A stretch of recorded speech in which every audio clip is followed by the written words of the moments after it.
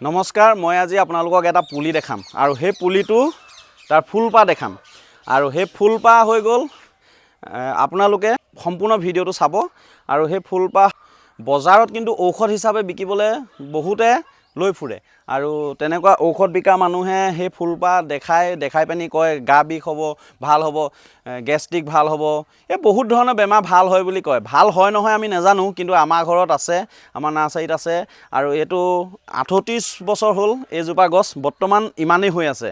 এই দেখিছে 38 বছৰ হ'ল এইজোপা গছ আৰু এই 38 বছৰ গছজোপা মই আপোনালোকক দেখাবলৈ এতিয়া চেষ্টা কৰিছোঁ। হয় বন্ধুসকল, মই বিপিন লাহন। মই আজি আপোনালোকক আগত ভিডিঅ'টো মই কৈ গৈছোঁ, চিনাকি দিছিলোঁ।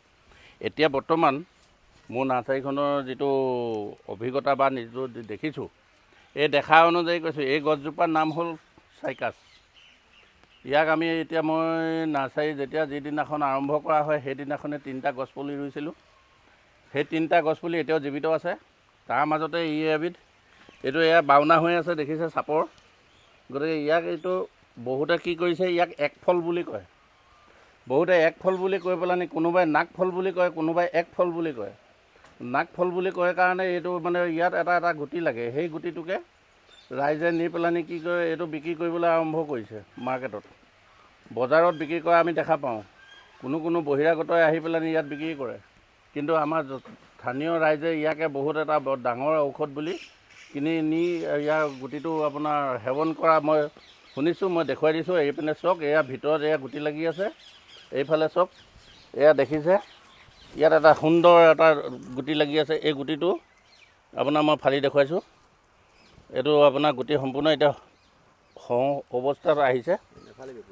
এয়া গুটিটো চাওক, এইখিনি দেখিছে গুটিটো। ইয়াৰ ভিতৰৰ এই গুটিটোকে ঔষধি হিচাপে বহুতে ব্যৱহাৰ কৰে। এই গুটিটো খালে হেনো বহুত বেমাৰৰ পৰা ভাল হয় বুলি মানুহে জনা গৈছে, কিন্তু আমি নাজানো যে এইটো বেমাৰ ভাল হয় নে নহয়। কিন্তু কথা হ'ল কি, এই গছটো এজন মোক আহি পেলানি বিচাৰিছিলে যে এই ফুলপাহ তেখেতক লাগে। গতিকে মই ফুলপাহ গছজোপা মই মাথাটো কাটি কেতিয়াও মই দিবলৈ মই সন্মতি নহয় কাৰণে মই এইটো নাই দিয়া।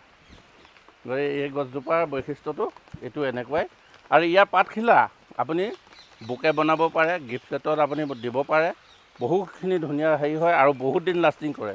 ইয়াৰ পাতটো বৰ সুন্দৰ হৈ থাকে। বহুত দিন এখিলা পাতে আপোনাৰ 350 দিন এনেই কেঁচা হৈ থাকে সজি দিয়ে। এইটো পাতৰ সেই বৈশিষ্ট্যটো এইটোৱেই। আৰু এইটো যদি পুলি লাগে আমাৰ ওচৰত পাব। এয়া আপোনালোকে গম পালে এই গছজোপাৰ বিষয় লৈ, আৰু এই গছজোপাৰ পুলি লাগিলে আপোনালোকে পাব। মই ডিছক্ৰিপশ্যনত ফোন নাম্বাৰ দিয়া থাকিব আৰু আপোনালোকে দৰকাৰ হ'লে এই গছজোপা কিনিবলৈ চেষ্টা কৰিব। ধন্যবাদ। জয় আই অসম।